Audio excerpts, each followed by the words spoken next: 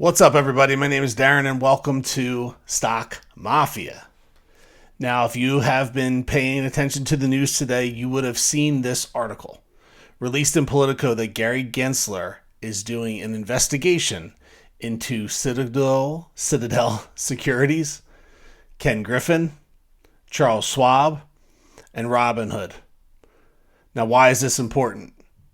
Because Gary Gensler has never mentioned Ken Griffin in anything and has never done any type of investigation into any of the things that we have been saying have been wrong with our market, for almost 2 years.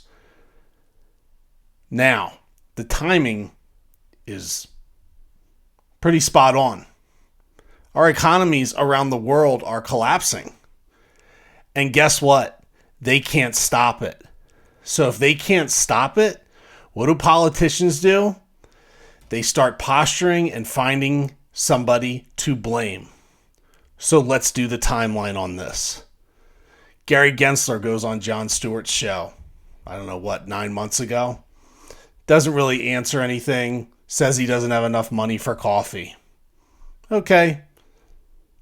Never goes on Charles Payne's show. Charles has asked him to come on many times. Refuses because he's afraid of tough questions.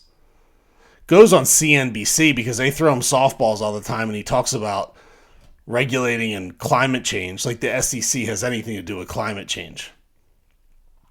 But then all of a sudden, Gary Gensler pops up again on the Jon Stewart show to answer questions. And he gives better answers, not great answers, but better answers. And now this drops. And some people will say, well, it's just a news article. No, it's not. Journalists don't just come up with these articles. These articles are handed to them. This was handed to them. This is timed how they want it to be timed because they're ready to find somebody to blame. Now, some people will say, well, it's going to take too long. Nothing's going to happen. MOASS isn't going to happen. It doesn't matter how long this investigation happens, but now it's in motion. And that's all they need to tell people when the economy collapses, like, hey, well, we're investigating the people that are really to blame for this whole debacle. Remember, Ken Griffin is a market maker. Yes, he runs a Citadel Securities. He runs a hedge fund, but he's also a market maker. Coincidentally, Ken Griffin just sold a property to Alex Rodriguez for half its value. I'm sure that was a cash deal. Pretty interesting, right? The timing of all this. So now we are selling assets. Credit Suisse selling assets. Can't get a buyer for their headquarters, but trying to sell assets. Ken Griffin selling assets. Gary Gensler doing interviews. His first interview with Jon Stewart was a debacle. Why would he ever go back on that show? For PR. To save face. Because he's going to try to come out looking like a hero. And you know what? For us, for the stock mafia, for the people of the world and the citizens, go ahead. Look like a hero. So now we get to the point where all this political posturing, what's going to happen? They're going to blame somebody. And Ken Griffin is a major donor to the GOP, which is the Republican Party. And the Republican Party is a huge threat to their congressional seats coming up in the midterm elections. And the Republican Party is a huge threat to their presidency and Biden getting his second term. We don't know who's running for president, but I'll tell you who the two people will be. It'll either be Trump or it'll either be Ron DeSantis.